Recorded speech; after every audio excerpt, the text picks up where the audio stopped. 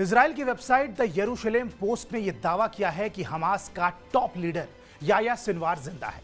उसने कतर के साथ खुफिया तरीके से संपर्क साधा है, लेकिन इस दावे को कतर के एक सीनियर डिप्लोमेट गलत बताते हैं।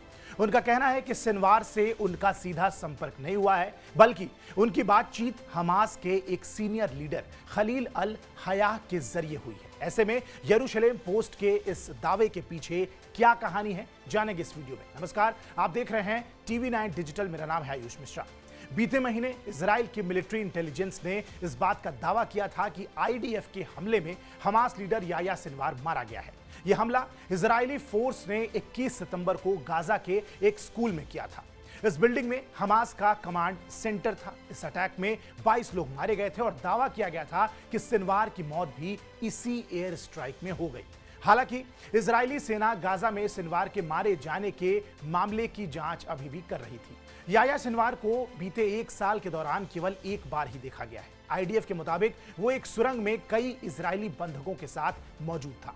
इजरायली मीडिया हॉरेट्स के मुताबिक इजराइल ने बीते कुछ महीने में गाजा में उन सुरंगों पर हमले किए हैं जहां सिनवार के छिपे होने के आसार थे, लेकिन अब तक सिनवार की मौत से जुड़ा कोई पुख्ता सबूत नहीं मिल पाया है। हालांकि यह पहली बार नहीं है जब सिनवार अचानक से गायब हो गया है। इससे पहले भी वो कई बार ऐसा कर चुका है और कुछ महीनों तक गायब रहने के बाद अचानक से वो सीज फायर डील या किसी और मैसेज के साथ लौटा है।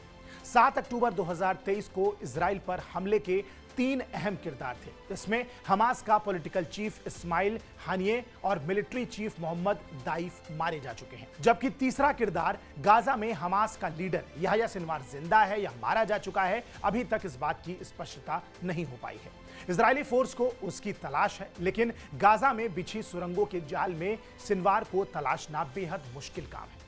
बात करें यहां सिनवार की तो उसका पूरा नाम याह्या इब्राहिम हसन सिनवार है। गाजा पट्टी के दक्षिणी इलाके में स्थित खान यूनिस के शरणार्थी कैंप में वो पैदा हुआ। माँ बाप अश्केलॉन के रहने वाले थे। साल 1948 में इजराइल अस्तित्व में आया तो हजारों फिलिस्तीनियों को उनके पुश्तैनी घरों से निकाल दिया गया। उसमें याह्या के माता पिता भी शामिल थे। वो सिनवार को लेकर शरणार्थी कैंप में रहने लगे। सिनवार की परवरिश बेहद तनाव भरे माहौल में हुई थी। उस वक्त इजराइल और फिलिस्तीन के बीच कई जंगें लड़ी गईं। सिनवार जब 19 साल का था तब उसे पहली बार गिरफ्तार किया गया था।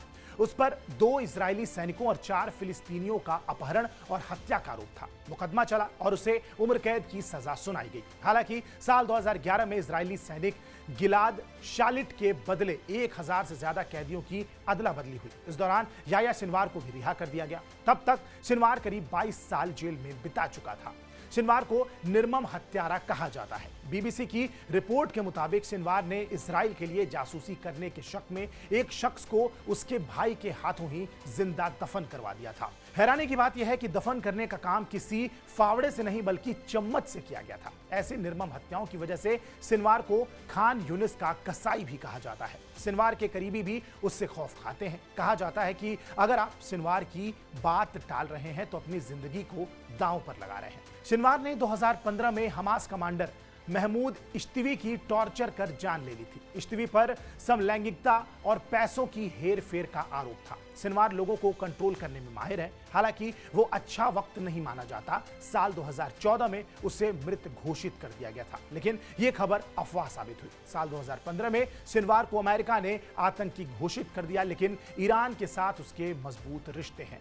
इजरायली सेना के ऑपरेशन में हमास के तकरीबन सभी बड़े नेता मारे जा चुके हैं। मार्च 2004 में हमास का फाउंडर अहमद यासीन, अप्रैल 2004 में हमास का को फाउंडर अब्देल अजीज रंतीसी, जनवरी 2020 में हमास के मिलिट्री विंग का लीडर याह्या अय्याश मारा गया।